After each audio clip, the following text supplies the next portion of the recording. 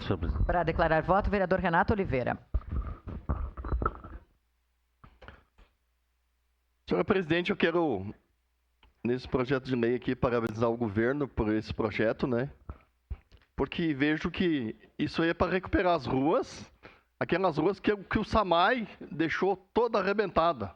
Nós estamos falando aquela meia dúzia de ruas que o vereador D'Ambrosio falou, ali do bairro São José, e a rua Amadeu Rossi. Espero que a Amadeu Rossi entre nessa porque a Amadeu Rossi, que só a subida do Fátima, que é poucos dias tinha um degrau na rua, foram lá, arrumaram, pararam de novo, consertaram, depois consertaram de novo, e agora espero que ela entre, fizeram fresagem depois, dificuldade grande. Então, assim, esse projeto, então, quero aqui parabenizar o governo municipal, mas por se sensibilizarem, né? Porque o vereador D'Ambrosio foi incisivo várias vezes, diz ele, lá dentro do governo municipal, mas aqui na tribuna foi várias vezes o vereador D'Ambrosio foi o timoneiro, insistente, para que isso saísse do papel.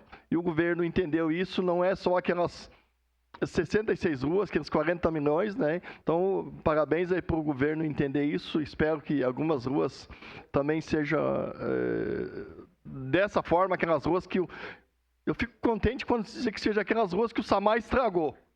Já fico contente, porque nós lá temos a Amadeu Rossi e parte da Ivanir Marchioro.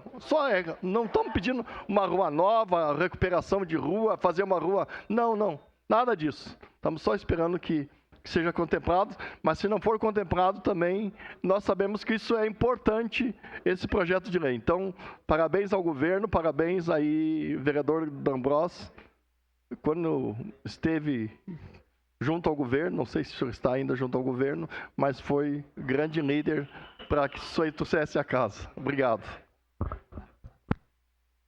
Vereador